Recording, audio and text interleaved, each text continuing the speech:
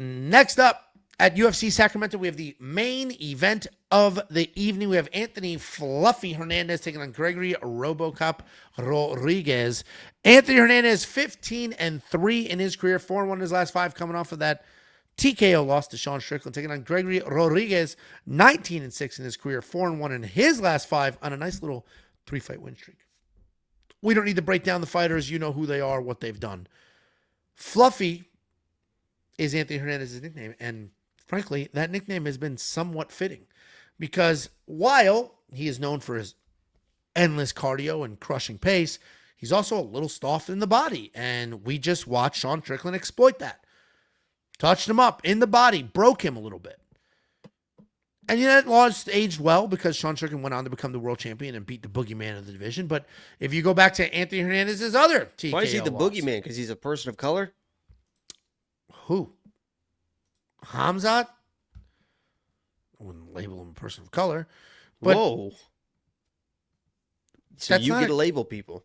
That's what it sounds like to me. You get to choose who's a person of color. Or either one of these gentlemen here, a person of color, Angelo? I think both. Whoa. So you do get to label them. You think you're the one in charge that gets to label people. Okay. Also, Fluffy with the Mexican flag's interesting. I think why? Isn't he born and bred in America?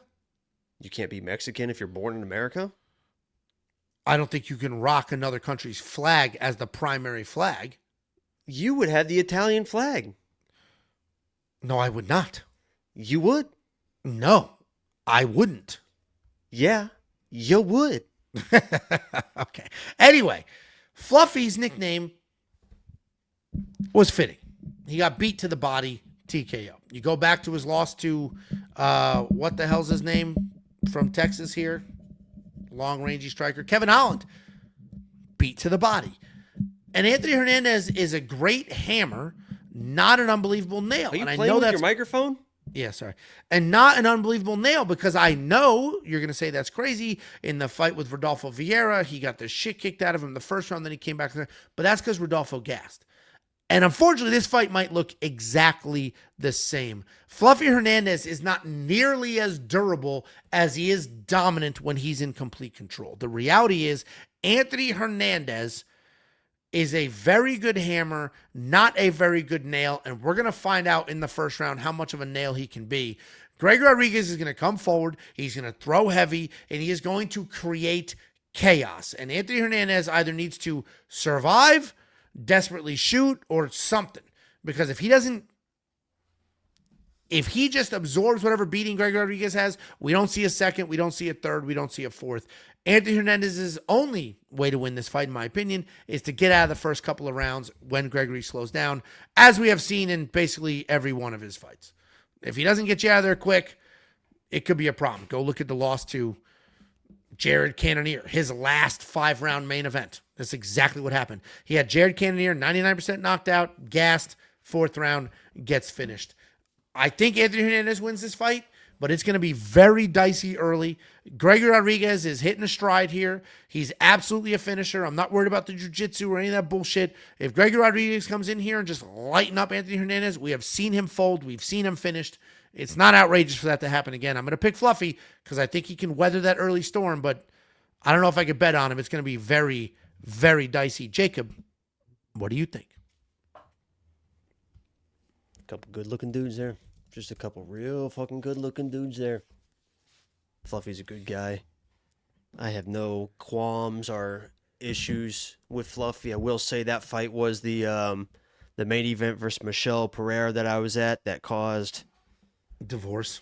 What do they call those events? A fucking, what's that new term that people, a fucking, not a Spartan event, a fucking, what is it called? What was it called? I have no idea what you're saying. A fucking something event that people say. It's the fucking, like the fucking Greek whatever. Anyway, Roman event of all of our lives. Canon event. Canon event, Roman event, a Roman whatever.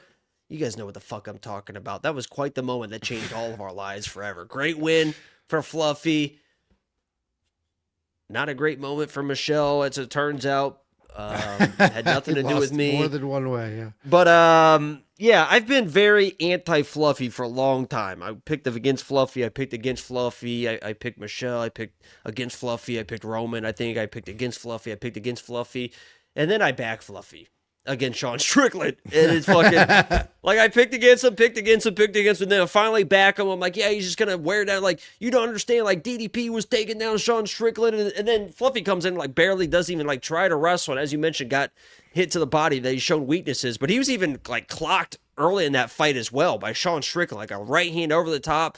And Fluffy has shown great durability to his face, to his head. Like, he'll get it wobbled a little bit, but he'll give you a little peace sign. He'll stick his tongue out, and he really enjoys that type of fight. You start working the body, it's a little bit different because he can't really out tough that. But when you're thinking about these shots that he's been eating and kind of wobbled a little bit at times and kind of like up against the fence and kind of doing the peace signs and stuff and rolling with shots, he's doing it against people like a Sean Strickland, who did kind of crack him.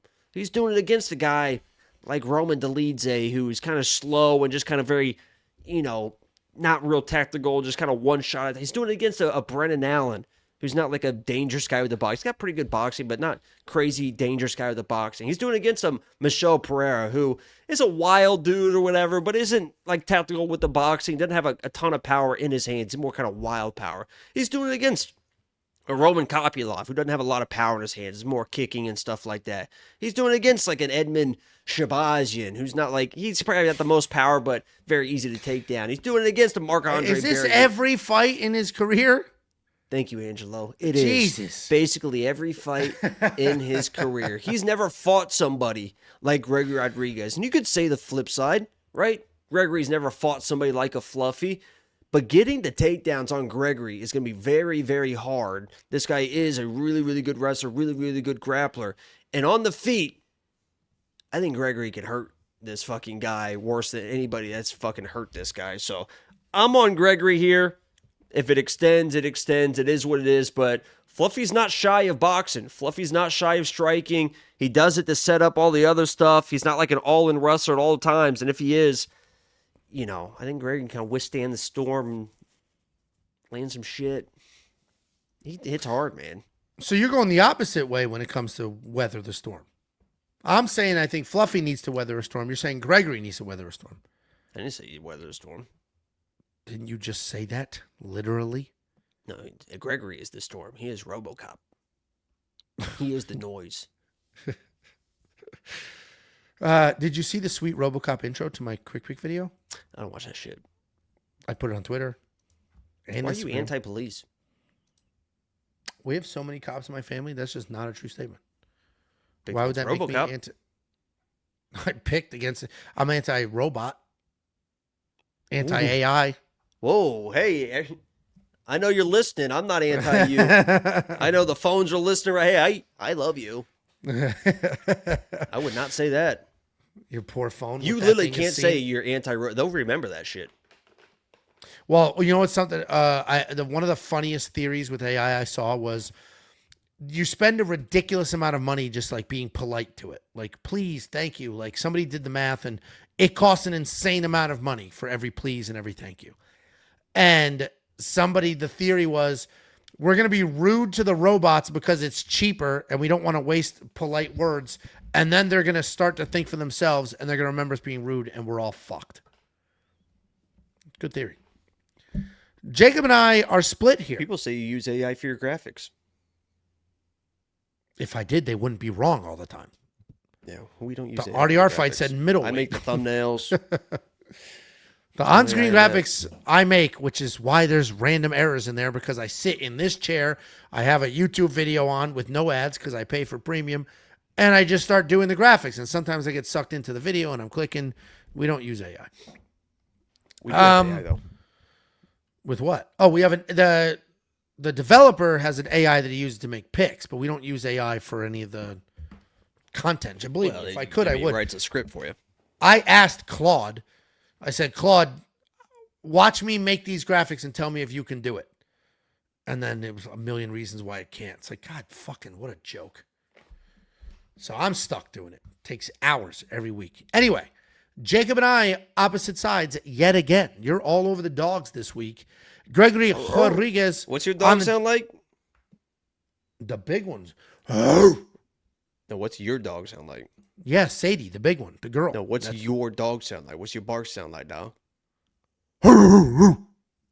Pussy. What's yours? That's overcompensating. Arf, arf. What's yours? Arf, I don't arf. bark, I don't get scared. They only bark when they're scared? Yeah. No. Yeah, that's a whole thing. Yeah. Look it up. Dogs bark when they're scared. Do dogs only bark when they are scared? No. Dogs do not. I'm fucking 2 for 2, batting 1,000, Googling and proving your dumbass wrong. Oh, the Amish isn't a real. What? Well, obviously they can bark if they're hungry or something like that. Yeah, but when okay. when it's an angry bark, they're scared. Okay. Yeah. All bark, no bite. That's How me, Big quick Angie. that changed. If you guys need a tiebreaker because you don't trust this Muppet anymore and you're worried about me and my Can't caloric trust me. intake, My PP's undefeated. and my caloric intake may be rattling. Some my are brains. warnings because they're scared. Go to WeWantPicks.com. Click Becoming a Member at the top. It's only $10 for an entire month's worth of access. You'll get this card, the Shanghai card, the Paris card, and Noche UFC. WeWantPicks.com. Click Becoming a Member at the top.